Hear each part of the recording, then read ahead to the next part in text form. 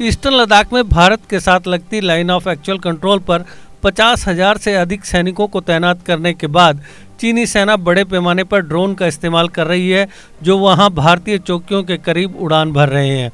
सूत्रों के मुताबिक चीनियों द्वारा ड्रोन गतिविधि ज़्यादातर दौलत बेग ओल्डी सेक्टर, गोगरा हाइट्स और क्षेत्र के अन्य फ्रिक्शन पॉइंट्स में दिखाई देती है और इंडियन फोर्सेस द्वारा विभिन्न प्रकार के एसेट का इस्तेमाल करके निगरानी की जा रही है।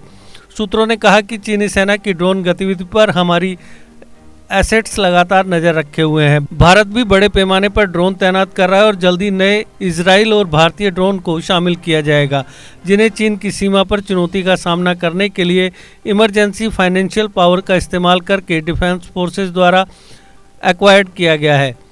LAC के साथ की स्थिति के बारे में बताते हुए सूत्रों ने कहा कि अप्रैल मई की समय सीमा में चीनी आक्रमण के बाद पिछले साल विकसित हुए फ्रिक्शन पॉइंट्स का समाधान करने की बेहद ज़रूरत है।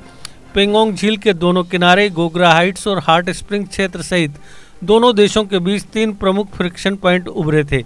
कई दौर की बातचीत के माध्यम से दोनों पक्षों ने पेंगोंग और गोगरा हाइट्स फ्रिक्शन पॉइंट से जुड़े मुद्दों को सुलझा लिया है, क्योंकि सैनिक वहां से हट गए हैं। सूत्रों ने कहा कि चीनी साइड भी सभी सुविधाओं के साथ अपने सैनिकों के लिए अपने अस्थायी ढांचे को स्थायी रूप से बदल रहा है। सूत्रों के मुताबिक ईस्टर्न लद्दाख में लाइन ऑफ एक्चुअल कंट्रोल के करीब के क्षेत्रों में तिब्बती गांवों के पास आर्मी कैंप बनाए गए हैं। ये कैंप कंक्रीट की इमारतों का इस्तेमाल करके बनाए गए हैं और इस इरादे को दिखाते हैं कि वे लंबे समय तक सैनिकों को तैनात करना चाहते हैं। गलवान घाटी झड़प के बाद पिछले साल ही चीन की तरफ से काम शुरू हो गया था।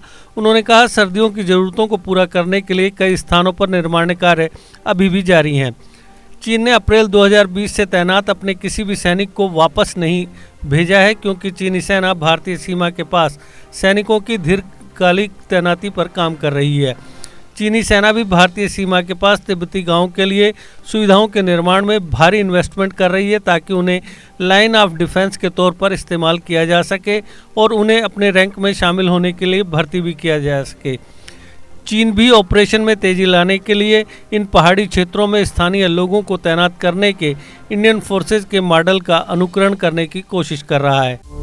GK अपडेट रहे हमारे साथ। अगर आप ये वीडियो YouTube पर देख रहे हैं तो हमारे YouTube चैनल को सब्सक्राइब करें और बेल आइकन को क्लिक करें। अगर आप ये वीडियो Facebook पर देख रहे हैं तो हमारा Facebook पेज लाइक जरूर करें। For advertisement please contact 705-109-1811।